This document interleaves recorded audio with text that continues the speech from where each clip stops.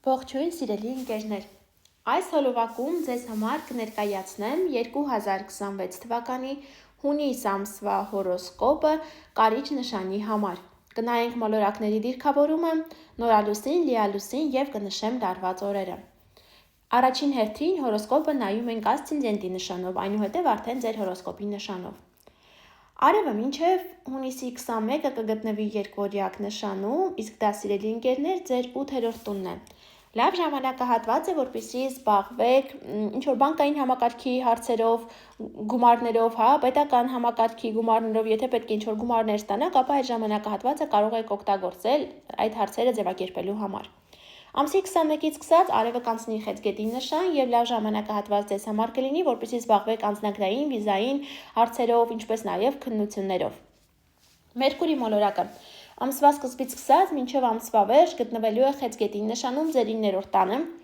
օգնելու է ձեզ քննություններ հանձնել կամ վերահանձնել,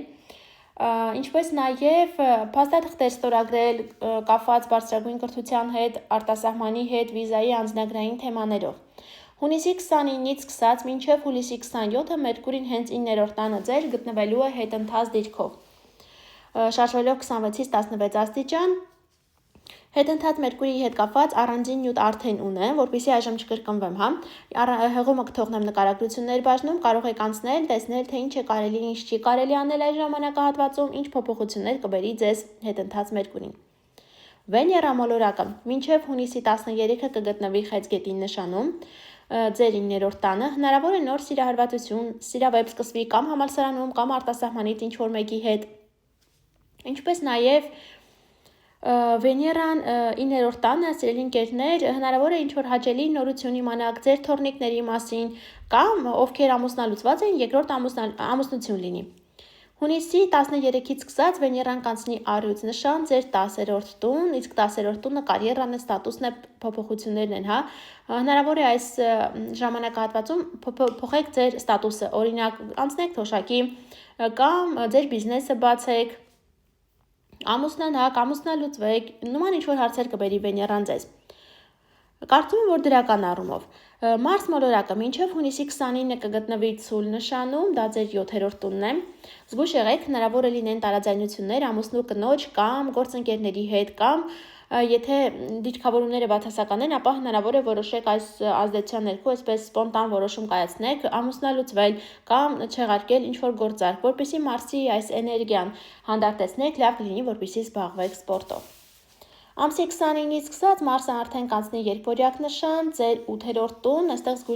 զգույշ եղեք, վտանգավոր իրավիճակներ կարող են ստեղծվել ճանապարհներին կամ սուր կտրող ծակող գործիքների եւ կրակի հետ աշխատելիս։ Յուպիտեր մոլորակը ամսի 30-ից սկսած սիրելի ընկերներ անցնելու է առյուծ նշան։ Առյուծ նշան է անցնելու եւ բերելու է ձեզ իր մեծ փոփոխությունները դրական առումով կարծում եմ ձեր 10-րդ տան հետ կապված։ Առանձին նյութ արդեն ունեմ իմ YouTube-յան ալիքում, հղումը կգտնեք նկարագրություններ բաժնում, անպայման նայեք, որպեսզի տեսնեք, թե Յուպիտերը ինչ նվերներ է ձեզ բերելու առաջիկա 1 տարվա ընթացքում։ Ուրան մոլորակը շարունակում է գտնվել երկօրյակ նշանում, այս ամսում 2-ից 3 աստիճան շարժվելով, իսկ երկօրյակը ձեր 8-րդ տունն է։ Եվ Ուրանը ինչ-որ անսպասելի փոփոխություններ է ձեզ բերելու, անսպասելի գուցե գումարներ, հնարավոր է ժառանգություն, բերի, իհարկե ոչ միայն այս ամիս, առաջիկա 7 տարիների ընթացքում Ուրանը գտնվելու է ձեր 8-րդ տանը, բերելով իր անսպասելի փոփոխությունները ձեր կյանք։ Սև լուսինը շարունակում է գտնվել աղեղնավոր նշանում, այս ամսում շարժվելով 12-ից 14, ներողություն 18-ից 21 աստիճան, իսկ աղեղնավորը ձեր երկրորդ տունն է։ Զգույշ եղեք, սև լուսինը հնարավոր է ձեզ անհիմն ծախսեր բերի կամ ինչ-որ գնումներ կատարեք, որոնք փոշմանեք կամ ֆինանսների հետ կապված ինչ-որ գործարքներ կնքելիս խաբեության զոհ դառնաք, այնպես որ եղեք շատ զգույշ։ Սատուրն մոլորակը շարունակում է գտնվել խոյ նշանում, այս ամսում 12-ից 14 աստիճան շարժվելով, դա ձեր 6-րդ տունն է։ Սատուրնը առաջիկա 2-2.5 տարիների ընթացքում 6-րդ տանն է գտնվելու, իսկ դա առողջությունն է, աշխատանքն է։ Հնարավոր է ինչ-ինչ պատճառներով առողջությամբ դրդված, փոխեք ձեր ապրելակերպը, սննդակարգը, ինչպես նաև որոշեք դուրս գալ աշխատանքից կամ ավելի շատ ինչ-որ սահմանափակումներ կամ պարտականություններ կան ձեզ վրա այս 2-2.5 տարիների ընթացքում, պայմանավորված Սատուրնով։ Նորալուսին ենք ունենալու ամսի 15-ին, որը 2 շաբաթ հետո իր ազդեցությունն է ունենալու, այն լինելու է երկվորյակ նշանում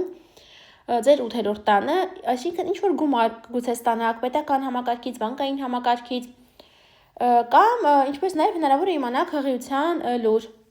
Եվ լիալուսինը կլինի հունիսի 30-ին և մինչև եկող ամսվա կեսերը կզգացվի այդ փոփոխությունը, այդ եղջյուր նշանում է լինելու ձեր 3-րդ տանը։ Երրորդ տունը իրենից ներկայացնում է քույր եղբայրները, բանակցությունները, այն ամենը, ինչը կապված է կապի տրանսպորտի հետ, այս թեմաների շուրջ ինչ-որ վերջնակետ է լինելու ձեր կյանքում։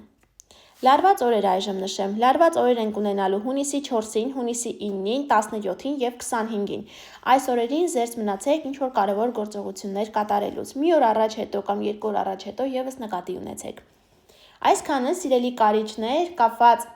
հունիս ամսվա հետ, մի մոռացեք բաժանորդագրվել ալիքին, սեղմել զանգակի կոճակին, որ բաց չթողնեք գալիք ամիսների կանխատեսումները։ Շուտով կհանդիպենք, ցտեսություն։